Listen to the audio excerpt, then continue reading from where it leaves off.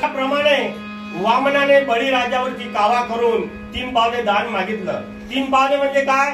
1 पाऊस म्हणा, 1 पाऊल आकाशात, 1 पाऊल पृथ्वीवरती आणि 3रं पाऊल कुठं? तर बळीच्या मुंडक्यावरती. म्हणजे फाटली कशी नाही. हा, तर अशा प्रकारे आपण चिकित्सा जर केली तर खरं त्याचा अर्थ असा आहे की त्यांनी एक म्हणजे कर्मकांड, दुसरं म्हणजे वेदप्रमाण आणि तिसरं आहे मेंदूची गुलामी.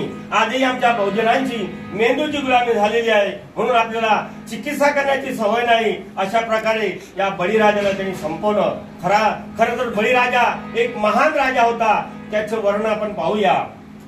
बळीराजाची कृषी संस्कृती